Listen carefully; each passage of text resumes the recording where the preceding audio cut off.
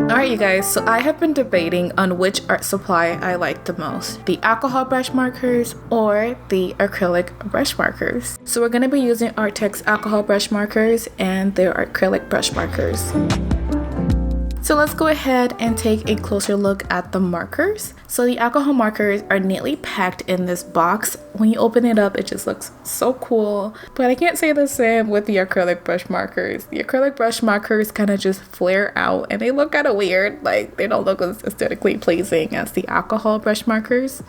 So taking a closer look at the acrylic brush markers, this is what the barrel looks like. There's a little sticker at the bottom of the markers which you will have to place on when you first get the box. I'm honestly not a fan of that whole sticker idea, having to peel the sticker off and then put it on the markers. So yeah, that was the acrylic brush markers. So now for the alcohol brush markers. So the alcohol markers come double-ended with a chisel tip and the brush tip. I definitely prefer the look of the alcohol markers. It's double-ended and it's sleeker. It just looks more professional than the acrylic one. What do you guys think? Who won the round? Do you guys prefer the look of the alcohol markers or the acrylic markers? For me, I think I'll go with the alcohol markers. You don't have to put any type of sticker. Everything comes nicely printed on. They both have the brush tip and yeah. You just get more with the alcohol markers. I wish I could have figured out which one lasts the most, you know, like fill up a paper to see which one starts to dry out faster, but I've had both of these art supply for a while, so it's kind of too late unless I get like brand new boxes and figure that out. So here I'm showing you guys how each of these art supplies lay down and how they blend. So this is both the alcohol markers and the acrylic. They both lay down pretty similarly. I try to get like the exact same colors.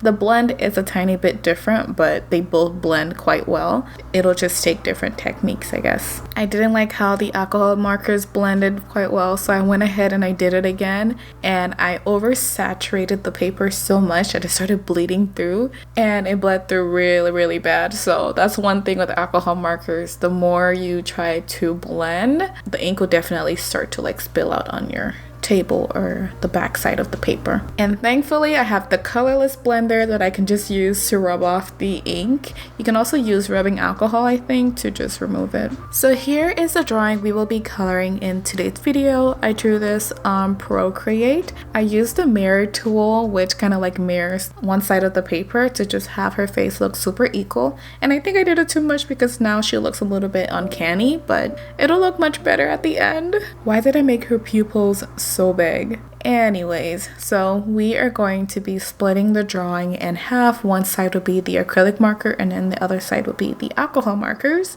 So we're gonna start off with the acrylic marker side first. So with the acrylic paint markers, they layer very transparent at first. The more layers you add, the more opaque it gets, so you'll lose that line art. I honestly prefer it this way because in the beginning, I don't want it to be like a huge blob. I still want to see the line art underneath it.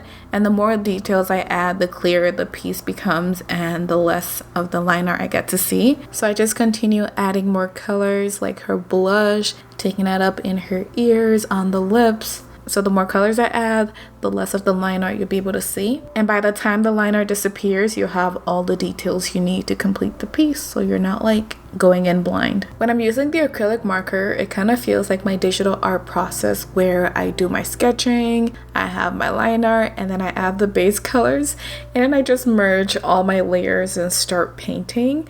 So it kind of feels exactly like the way I paint digitally. So yeah, I just continue to add more colors, refine the details, and slowly just get rid of my line art. So this is my absolute favorite thing about acrylic paint markers, and I think it's just paint in general, is that you can easily layer colors on top of each other. So I'm able to take this really light purple color on top of these darker colors, and it still looks pretty nice and vibrant, and it blends pretty well into the piece without like making it off. I don't know how to describe it. It just looks, it gives it like a cool effect. You can do the same with alcohol markers, but with alcohol markers you're kind of lifting up the darker colors and it kind of starts to look blotchy, but with this it just layers right on top.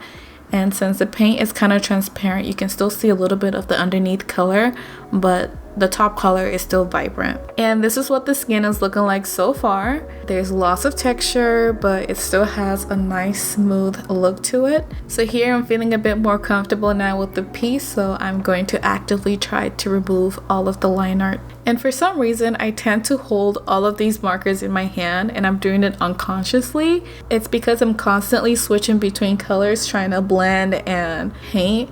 And so it's just easier for me to hold all of the markers in my hand. And I only notice it when my hand becomes a little bit too full that I can't hold any more markers. And I'm like, wait, why am I holding all of these markers in my hand? And I only do this with the acrylic markers. I really don't ever do this with my alcohol markers at all. And one of my favorite thing about these acrylic markers is that they have metallic paint markers. And I tend to use these on jewelry. And so that's what I'm doing with this one here. I have it on her earrings and then her necklace, and it's just so cute. So we're pretty much done with the skin for now. So here I am just picking out the colors for her hair. So adding in that first translucent layer on her hair, you can still see the liner underneath, but gradually I will start blocking in some colors.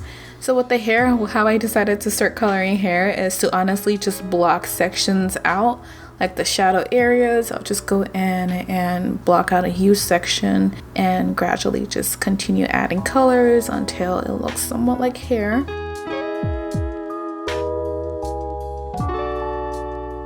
And here I'm just layering that lighter blue color on top of the purple.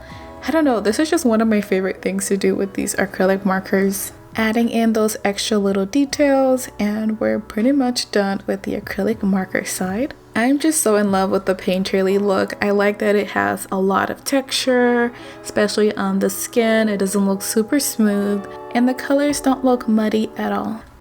Alright, and now we are moving on to the alcohol marker side of the piece, starting out on the skin, of course. I'm pretty much following the same process, the skin, adding in the blush, adding in the shadow colors, and just building on the piece. And already you can tell the alcohol marker side of the drawing is just so much faster. Like, I am just blowing through this side of the piece a lot faster than the acrylic marker side. So with the alcohol marker side, I have less freedom when it comes to the coloring. I kind of have to stick within the given guidelines, which are those line art. And based on the colors I'm choosing, the line art is still going to be very prominent in the piece. It's not going to start erasing or disappearing, which is something that I also like when I'm using markers. I don't want my line art to completely disappear, but sometimes it kind of does, and I'll just have to go back in with like a pen and just make some of the line art super nice and thick and dark, or however I decide to color the line art. But yeah, even if I wanted to have my line art disappear, I would just have to go in with a much lighter color. Like, instead of printing out this line art super black and thick, I could have gone in with a much lighter color, like a very light pink color, and then I can use that as a guideline, and at the end just go over it again with whatever color I decide to put. But because this line art is nice and dark, the colors I'm adding on top of it, like this lighter pink color or the light purple color, that's not gonna be darker than the black, so it's going to show very easily. And just like that, we are adding in those final little extra details. See, the alcohol marker side literally did not take me that much time to complete. But even on the acrylic marker side, even though it did take me a little bit longer to complete, I still really enjoyed the process. It didn't feel like, oh, I'm wasting time. Like, I enjoyed sitting there and adding in those extra little details. So yeah, this is the final piece. I really enjoyed using both of these art supplies. I literally still can't choose which one I love the most, but I think I will definitely be investing in some more acrylic markers. But if I could only choose one art supply, I think I would definitely stick with my alcohol markers. Do you guys prefer the alcohol marker side or the acrylic paint marker side? Thank you all so much for watching. I hope you guys enjoyed today's video, and I will see you all in the comment section. So bye guys, thanks for watching.